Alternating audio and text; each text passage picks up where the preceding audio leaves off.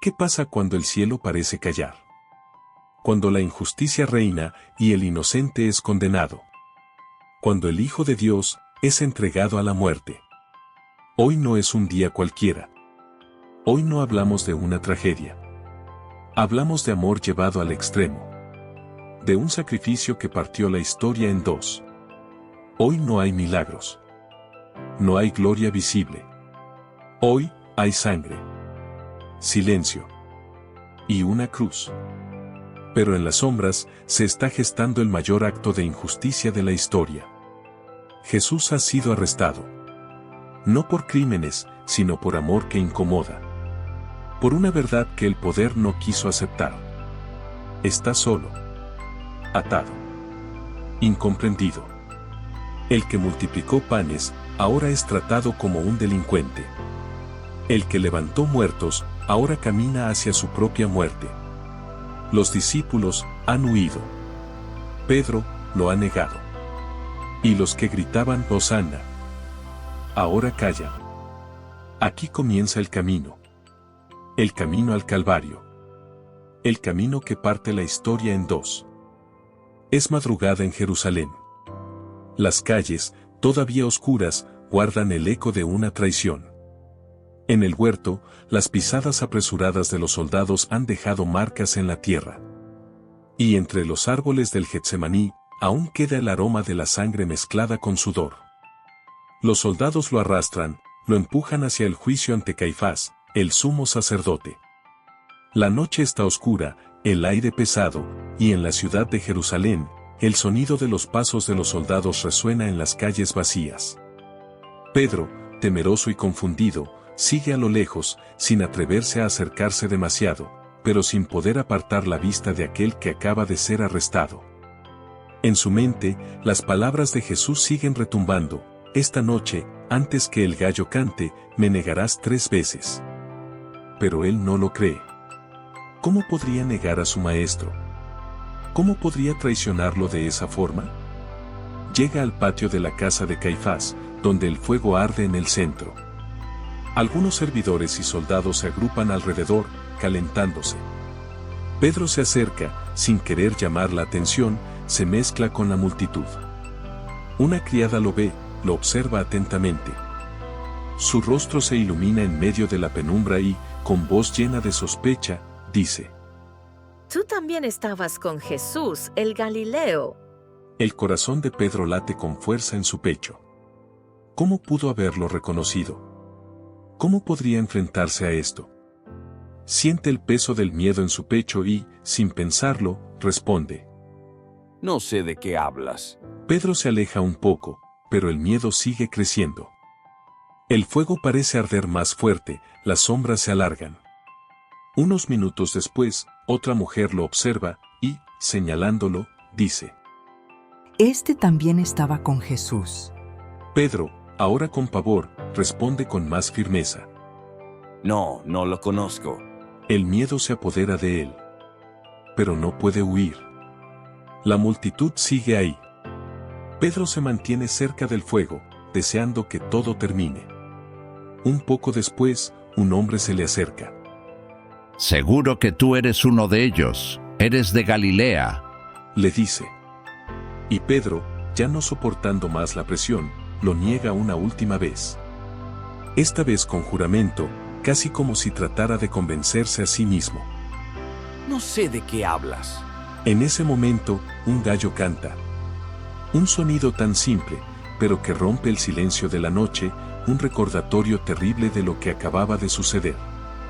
Pedro, al escuchar el canto del gallo, recuerda las palabras de Jesús: antes que el gallo cante, me negarás 3 veces. Y en ese instante, el dolor lo golpea como una ola. ¿Cómo pudo haberlo hecho? ¿Cómo pudo haberlo negado? Lleno de vergüenza y arrepentimiento, sale al exterior y ahí, en la oscuridad, llora amargamente, solo y roto por dentro. En el patio del Sanedrín, las puertas se cierran tras un juicio lleno de mentiras. Jesús, el Hijo de Dios, ha sido acusado de blasfemia. Pero la acusación no tiene fundamento. No hay pruebas, solo el odio de aquellos que temen su mensaje. Sin embargo, la sentencia ya está decidida. La multitud pide sangre. La corrupción está en su punto máximo. Pero hay un problema. Los líderes religiosos no tienen el poder para ejecutar la pena de muerte. Necesitan la autorización del Imperio Romano. Así que llevan a Jesús ante Poncio Pilato, el gobernador de Judea. La mañana es fría, y Jerusalén comienza a despertar, pero el aire está pesado. La multitud se agolpa frente al pretorio, exigiendo la condena. Pilato, un hombre curtido por el poder y las injusticias que ha presenciado, recibe a Jesús. Lo mira con cansancio, como quien ya ha visto demasiado sufrimiento para sorprenderse. ¿Eres tú el rey de los judíos? Pregunta Pilato. Jesús lo mira. No con miedo, sino con compasión. Y responde. Tú lo dices. Lucas 23:3. Pilato observa a Jesús. Lo mira. No es un hombre de apariencia temible. No es el líder de una rebelión. Es un hombre sereno, herido, pero con una dignidad que desarma. Pilato no encuentra culpa en él. No ve rebelión. Pero la presión crece. La multitud no grita «Hosanna», ahora. Gritan «Crucifícalo». Pilato intenta salvarlo, intenta una salida. Propone un trato. Una elección. Es costumbre liberar a un preso en la Pascua, como símbolo de misericordia. Así que pone dos nombres sobre la mesa. Jesús o Barrabás. La pregunta queda flotando en el aire. ¿A quién quieren que libere? ¿Al inocente o al culpable? La multitud no duda. Los líderes han manipulado su corazón. Y responden con fuerza. Barrabás, queremos a Barrabás. Y en ese instante, el mundo está viendo, sin saberlo, un adelanto del Evangelio.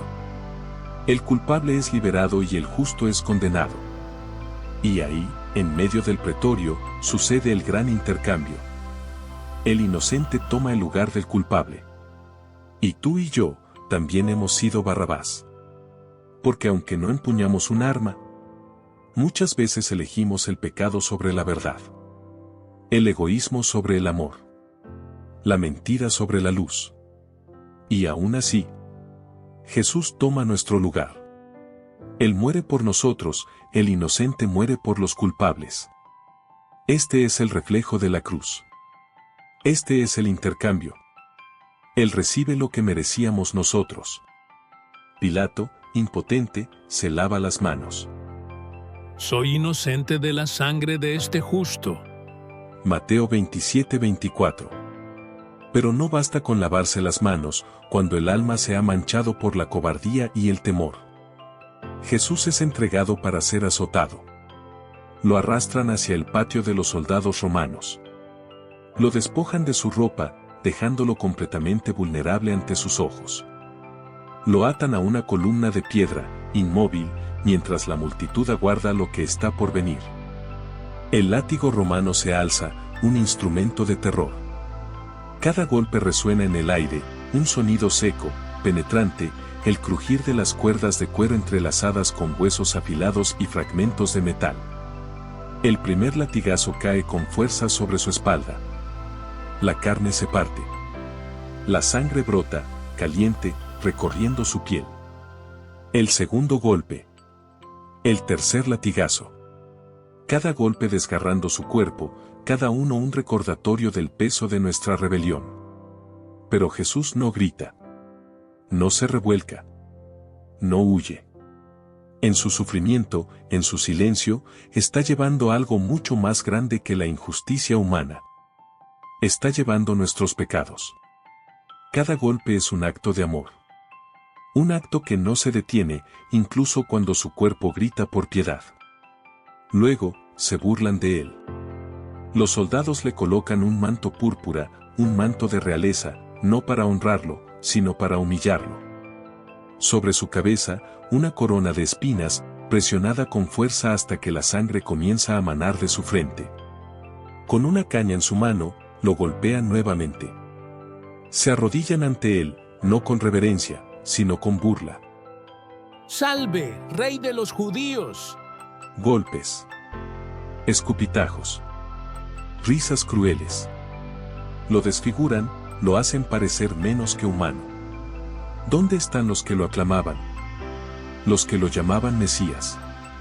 ¿Dónde están los que cantaban Hosanna 5 días atrás? Él no dice nada. No hay protesta. No hay rencor. Solo un silencio profundo, un silencio lleno de sufrimiento.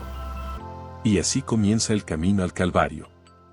Jesús, desfigurado, sangrante, recibe sobre sus hombros el madero. El peso de la cruz. El peso de nuestros pecados. Los soldados lo empujan. La multitud lo sigue, algunos con burla, otros con llanto. Pero él sigue caminando. Cada paso es una declaración de amor. Cada caída, una prueba de su entrega. En un momento, sus fuerzas ya no alcanzan. Cae. Y es en ese instante de máxima vulnerabilidad cuando un hombre llamado Simón de Cirene aparece. Se le ordena cargar la cruz. Es un acto de compasión, o quizás, un cumplimiento de una profecía que ni él mismo sabe que está cumpliendo.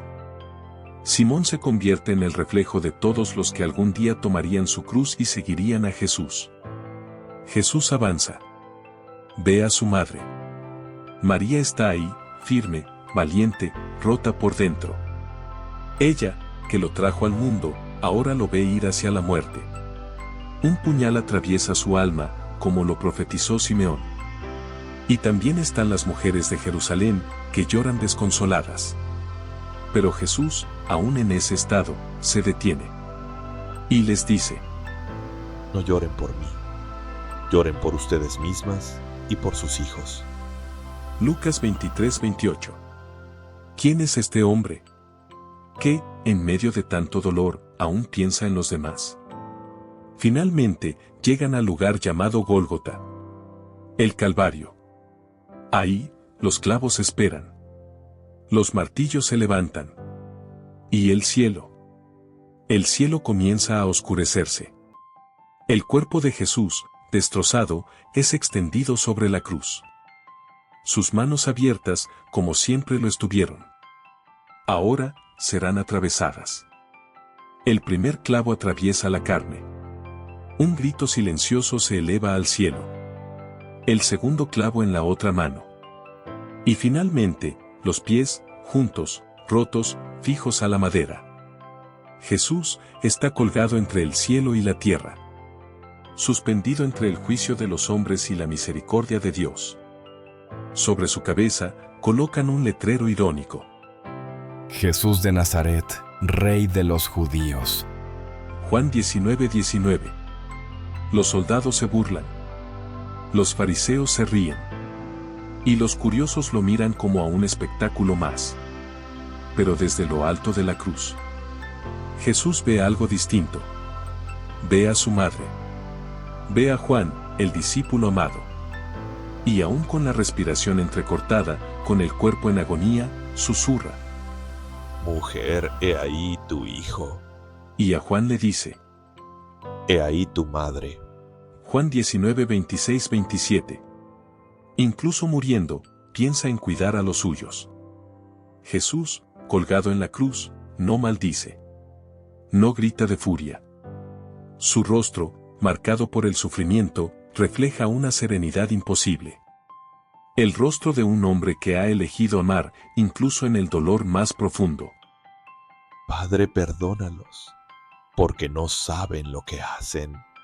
Sus palabras son un susurro, pero se clavan en el corazón de todos los que escuchan. Es un perdón para los soldados que lo crucifican, para los líderes religiosos que lo han condenado, para Pedro que lo ha negado, para todos nosotros. Y mientras él sufre, el cielo se oscurece aún más. Las nubes cubren el sol, como si el universo entero estuviera mirando, conteniendo la respiración, aguardando el desenlace. La tierra comienza a temblar. Un temblor profundo, que sacude las entrañas del mundo, como si todo el cosmos estuviera conmovido por el sacrificio que está ocurriendo. Y en medio de ese caos, en medio de ese sufrimiento indescriptible, Jesús, con los ojos mirando al cielo, dice: consumado es. Inclina la cabeza. Y muere. Silencio. El mundo detiene su latido. El rey ha muerto. Pero esta no es una derrota. Es la más grande victoria que el universo haya presenciado jamás. Porque la cruz no fue el final. Fue el inicio. El cuerpo de Jesús, el cuerpo quebrantado, es bajado de la cruz. Ya no hay vida en él, pero su sacrificio es eterno. José de Arimatea se adelanta, un hombre rico, que no teme ir contra la corriente. Con valentía, pide el cuerpo de Jesús a Pilato, y Pilato mandó que se le diese el cuerpo, Marcos 15:45. Se dice que aquel hombre que antes se había mantenido en secreto como discípulo de Jesús, ahora se presenta con una fe pública, que no puede esconderse. José de Arimatea, que era discípulo de Jesús, pero secretamente por miedo a los judíos, pidió el cuerpo de Jesús. Juan 19:38. Junto a Nicodemo, se apresuran a preparar el cuerpo. Lo bañan, lo envuelven en lienzos finos, con especias aromáticas, según la costumbre judía. Tomaron, pues, el cuerpo de Jesús, y lo envolvieron en lienzos con los aromas, como es costumbre sepultar entre los judíos. Juan 19:40. Es un acto de respeto, de amor profundo. La iglesia en la que ahora descansaría su cuerpo no es lujosa. Es un sepulcro recién cavado, en la roca, prestado, de aquellos que ya no tienen miedo de unirse al sacrificio. Y allí en el lugar donde había sido crucificado, había un huerto, y en el huerto un sepulcro nuevo, en el cual aún no había sido puesto nadie. Juan 19:41. El sol ya se oculta, y la tumba se cierra. La piedra, grande, se coloca en la entrada. Con un golpe seco, todo parece concluir. Y José, habiendo rodado una gran piedra a la puerta del sepulcro, se fue. Mateo 27:60. El cuerpo de Jesús descansa en la tumba. Y el corazón de la humanidad parece detenido. El dolor es profundo. La tristeza, abrumadora. Pero la oscuridad no es el final, porque aunque los hombres lo han sepultado, el amor de Dios nunca se detiene. Y era el día de la preparación, y estaba para comenzar el día de reposo. Lucas 23:54. Y en la quietud de ese sábado, el silencio no es la última palabra. La luz del domingo está ya en el horizonte.